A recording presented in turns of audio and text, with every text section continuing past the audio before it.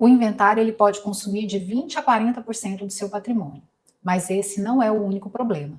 E para você entender do que eu estou falando, assista esse vídeo até o final. Olha só, eu vou te contar a história real de uma família e as implicações do não planejamento patrimonial diante do falecimento do patriarca. A história ela começa com um casal que tinha 3 filhos em um casamento aí de 30 anos. O pai faleceu, filhos todos adultos e com uma relação muito boa entre os irmãos. Quais foram os problemas que essa família enfrentou? Olha só, o primeiro problema foi contratar um advogado. A família ela não imaginava que os honorários advocatícios eram tão altos. E aí, gente, no leilão de honorários, ao invés dessa família primar pela qualidade dos serviços prestados, a família decidiu contratar um advogado que cobrou o menor preço. Esse advogado ele não era especializado em inventário, e isso fez com que ele cometesse muitos erros ao longo do processo. Um desses erros se deu quando a Secretaria da Fazenda avaliou os imóveis com um valor bem acima ao valor de mercado dos bens, e esse advogado não contestou essa avaliação. Qual foi o resultado? A família pagou o imposto sobre herança, o ITCMD, num valor muito maior do que deveria. E olha que já é um imposto alto. Bom, e aí veio o segundo problema. Eles tiveram que vender um imóvel para poder pagar o imposto sobre herança. Para vender rápido, eles colocaram o valor desse imóvel bem abaixo do valor de mercado. E também tiveram que pagar o ganho de capital sobre a diferença entre o valor do bem declarado e o valor vendido. Então, o prejuízo de ter pago o imposto a maior somou-se ao dinheiro perdido por vender aquele imóvel abaixo do seu valor de mercado, mais os honorários do corretor de imóveis e o pagamento do ganho de capital à Receita Federal. Além disso, ao pagar o imposto sobre herança, o ITCMD, o advogado não orientou a família sobre os próximos passos. Então, eles acharam que estava tudo certo, que o inventário havia acabado. E isso foi uma dor de cabeça lá na frente. Mas, já eu falo sobre isso, tá? Vamos aqui para o terceiro problema. Os filhos, eles sabiam que os pais tinham ali alguns imóveis, alguns inclusive alugados, mas eles não tinham muito mais informações. Eles não se envolviam, né, nessa gestão do patrimônio da família.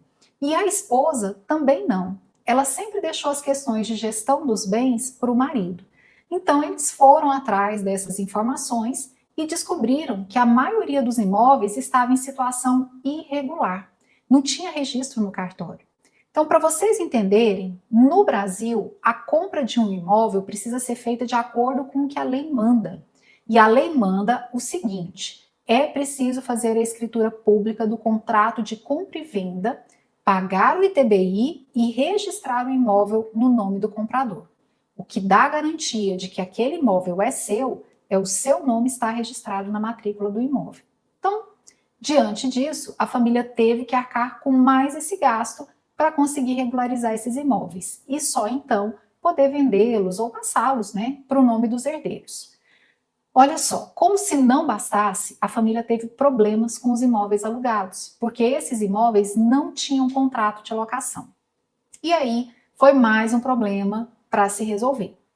Como eles acharam que estava tudo certo com o inventário, porque o advogado, né, não falou nada, lembra que eu falei que o advogado não explicou que tinham outros passos após o pagamento do ITCMD?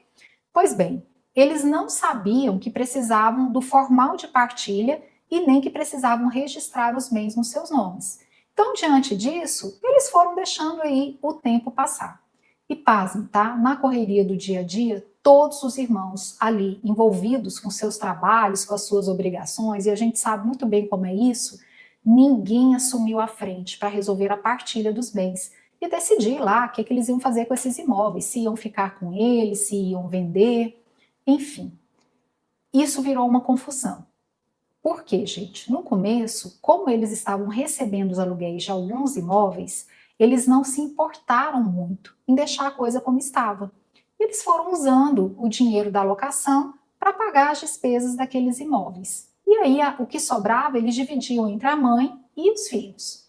Só que aí chegou uma hora em que eles tiveram que tirar dinheiro do bolso para manter esses bens. E aí eles acordaram para a necessidade de colocar a casa em ordem.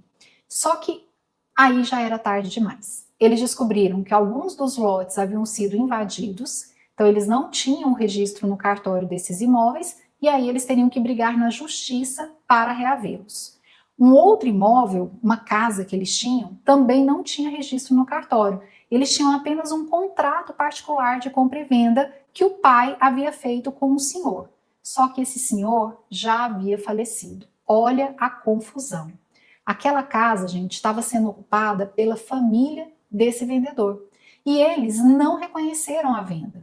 Então, diante disso, a família teve aí mais gastos com o advogado, porque eles precisaram contratar um novo advogado para finalizar o inventário e outro para brigar na justiça por aqueles bens.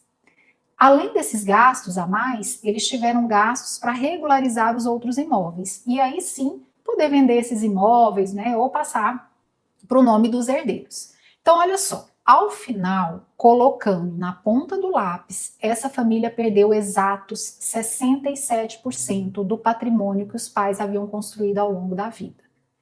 Gente, uma família que entre eles não havia conflitos, estava tudo bem.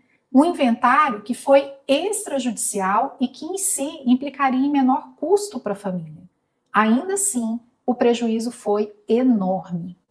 Se esse pai, se essa mãe tivessem tido a oportunidade de conversar comigo antes de tudo isso acontecer, seria possível implementar um planejamento patrimonial para essa família.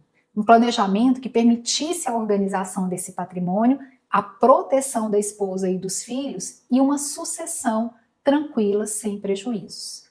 Claro que nem todas as famílias, né, têm tantos problemas como essa, mas ainda assim, os custos do inventário são muito altos. E esses custos vão aumentar, viu, gente? E vão aumentar muito nos próximos anos. O Brasil, ele passa por um momento aí de remodelação dos seus tributos. A reforma tributária, ela trouxe uma nova proposta de arrecadação de tributos no Brasil, que se baseia em reduzir a tributação sobre o consumo e aumentar a tributação sobre a herança. Transmitir o seu patrimônio para os seus filhos, ou até mesmo garantir que você ou seu esposo, sua esposa fiquem bem sem a presença um do outro, vai ficar cada vez mais caro. Então, se você não quer que a sua família passe por tantos dissabores, o planejamento patrimonial é a solução para você escrever uma história diferente da que eu contei aqui. E você tem uma oportunidade única agora ao participar da jornada Patrimônio em Foco Construindo Legados. Então, esteja presente ao vivo nos nossos encontros para que você de fato consiga entender como você pode organizar o seu patrimônio, trazer proteção para você e a sua família e evitar esse pesadelo que é o inventário.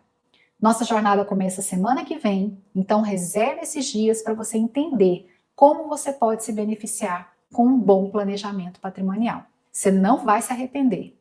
Te espero lá.